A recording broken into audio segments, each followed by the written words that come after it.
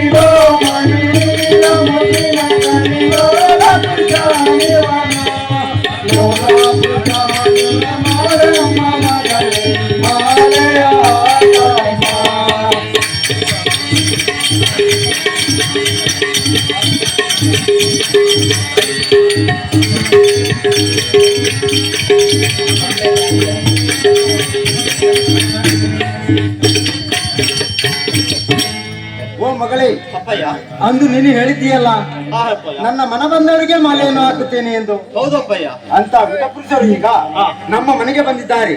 ಅವರಿಗೆ ಮನಸ್ಸೊಲಿದು ಅವರನ್ನು ಮದುವೆ ಮಾಡಿಕೊಳ್ಳಬೇಕಮ್ಮ ಮಗಳೇ. ಹೌದು ಅಪ್ಪಯ್ಯ. ಅಪ್ಪಯ್ಯ, ನೀವು ಹೇಳ್ತಿದ್ದೀರಾ. ಹೌದು, ಅವಳು ವಿದ್ಯಾವಂತ, ಹೌದೌದು, ಅವರು ಬುದ್ಧಿವಂತ, ಹೌದು, ಮಹಾಶೂರವಂತ ಅಂತ ಹೇಳುವುದೇ. ಹೌದು. ಆದರೆ ಆತರ ವಿದ್ಯಾಬುದ್ಧಿಯನ್ನು ನಾನೊಮ್ಮೆ ಪರೀಕ್ಷಿಸಬೇಕಲ್ಲಪ್ಪಯ್ಯ. ಹಾಗೆ ಮಾಡಮ್ಮ. ನಾನು ಒಂದು ಊರವರೆಗೊಂದು ಚಿತ್ರಮಂದಿರವನ್ನು ಕಟ್ಟಿಸಿದ್ದೇನಲ್ಲ, ಇಂದು ರಾತ್ರಿ ಅವರು ಅಲ್ಲೇ ಉಳಿದಿದ್ದಾರೆ. ಅಲ್ಲಿಗೆ ನೀನು ಹೋಗಿ ಅವರನ್ನು ಗುಣಪರೀಕ್ಷೆ ಮಾಡು.